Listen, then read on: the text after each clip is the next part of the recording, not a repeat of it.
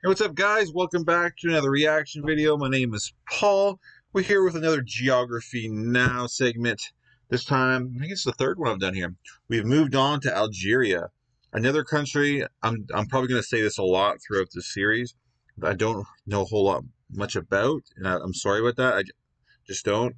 And I guess it's just not my neck of the woods. But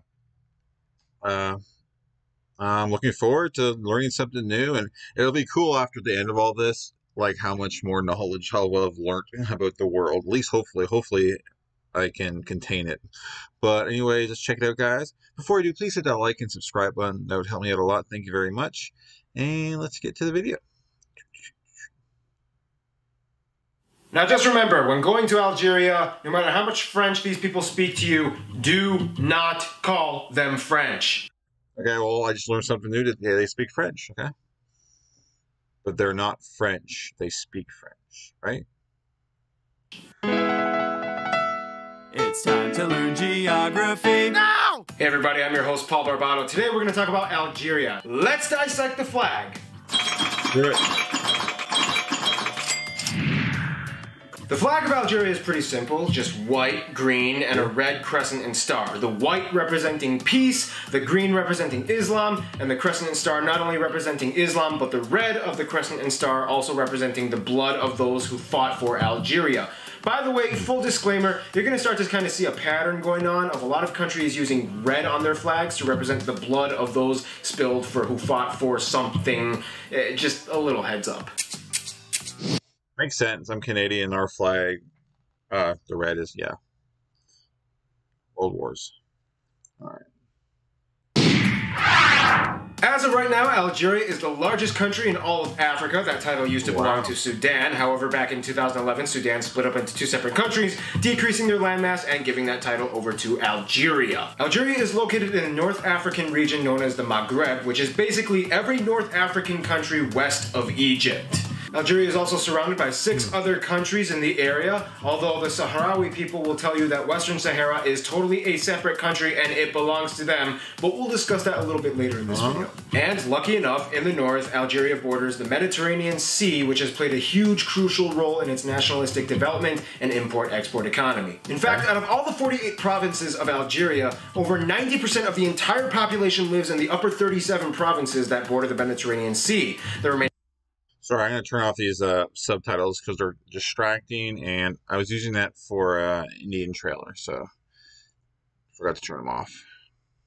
10% living in the lower provinces, which take up a landmass that is about 7 times the size of all the upper 37 provinces combined. Some of these provinces, like Tindouf and Elisi, although huge, barely even have 50,000 people inhabiting them. Now, why do so many people want to live in the north part of Algeria and not the south? We're going to answer that question in physical geography.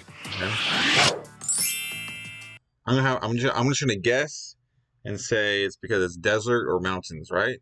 And people like to live near the water anyway, right?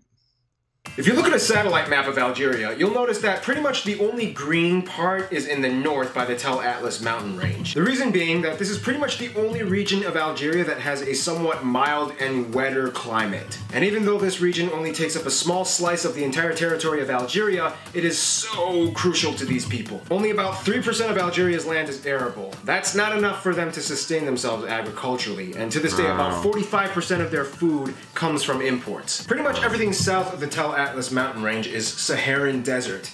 If you really look at this region, you'll notice communities and towns like Regane, Adrar, where they are actually kind of thriving and flourishing. The reason is because, like many other people groups in the Sahara, these people have mastered the art of desert agriculture. You might see these skid mark looking things right next to the I mean, that's like survival. If you can live in the desert, man, you guys are awesome. Jeez.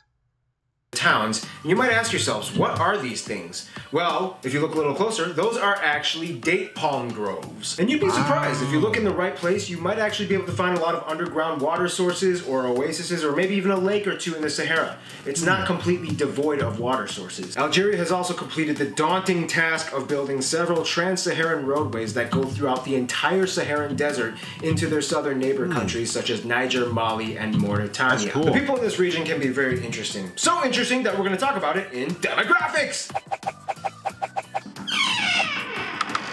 Algeria has about 37 million people, or roughly a little bit more than the size of Canada. You know, I think I'm probably going to end up using Canada a lot in terms of population comparison in this series, but The vast majority of these people identify as ethnically Arab Berber. For those of you who don't know, the Berbers are a semi-nomadic people group who have historically occupied the region of the Maghreb for thousands of years prior to any empire or colonial occupation or modern-day country establishment. The Berbers are a fascinating people group that have their own culture, history, and language, and in fact, to this day, about a third of Algerians speak the Berber language. In fact, Algeria is one of the only two countries in the world that considers Berber a national language. Not quite official. Morocco is the only one that makes it official. However, Algerians really do recognize it. However, Berber is so prevalent in many regions of Algeria that you shouldn't be surprised to see trilingual Oh, I've never heard of that language, so that's cool.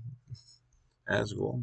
signs posted up all over the place in Arabic, French, and Berber. In fact, wow. some of the Berbers in Algeria are also Sahrawi. Now, what does that mean? Sahrawis are basically people who believe that Western Sahara is theirs and it should belong to them, and that it should become an independently recognized sovereign nation under their jurisdiction. See, after Spain left in 1975, the jurisdiction of Western Sahara pretty much went into the hands of Morocco and Mauritania. Unfortunately, there was a third party that was not too happy with that, the Sahrawis. Eventually, the Polisario Front was established, or the Liberation Movement for the Sahrawi people in Western Sahara, and they fought against both Mauritania and Morocco. Eventually, Mauritania backed down, and Morocco somehow was able to take control of most of the major cities and resources, and to this day, it remains kind of under autonomous control under Morocco, but the Sahrawis kind of take over the eastern part. It's complicated. Where Algeria comes into play? Well, Algeria kind of gives refuge to the whole Polisario Front in the very western city of Tindouf. After all the drama with Morocco and Mauritania, the only place that the Sahrawis really had left to go was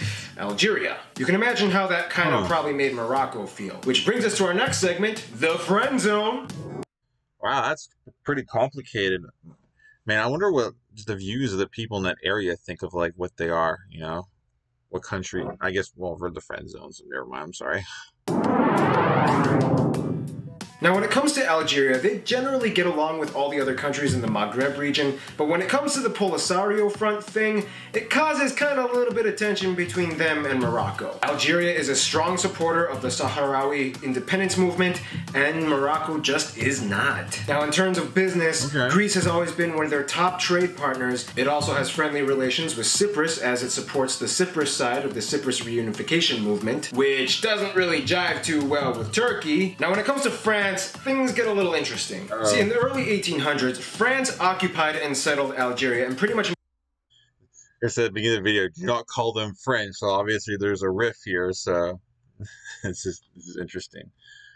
Made it an overseas dependency. Over the next century of their occupation, France greatly influenced the culture, the architecture, the cuisine, and even the language. To this day, French is the de facto language of Algeria. However, as you can guess, like most countries in former European colonial empires, Algeria started to kind of fight back. However, after independence, the Algerians kind of realized that the French influence had really permeated their culture so much that they kind of didn't exactly want to completely cut off the French altogether. And despite the drama and historical animosity, Algerians and the French have a relatively well diplomatic relationship today. It's almost kind of like the USA and England. Now, in terms of their closest relationships, Algeria more or less might consider Tunisia and Libya their best friends, considering that both countries support the Sahrawi independence movement, and historically they've had a very rich in cultural similarity and resonance with each other. So in conclusion, Algeria isn't just another North African country, but it's a country that stands for things and survives and builds roads across the desert. You gotta give it to them. Plus they got really good food there. Thanks for watching. Andorra is coming next. Okay, well, definitely gonna get to Andorra, but it's cool. So basically, most people, you know, that's where all the green is, next to the water, and that's where everything gets shipped there. And wow, they put I didn't realize there was actually, you know, roads really going through the Sahara, so that's cool.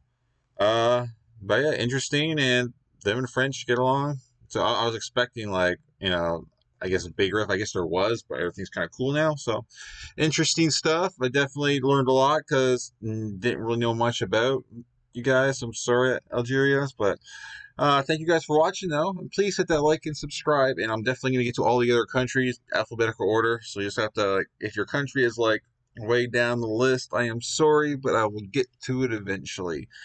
So please like and subscribe, and thank you guys for watching, and I'll catch you guys in future videos.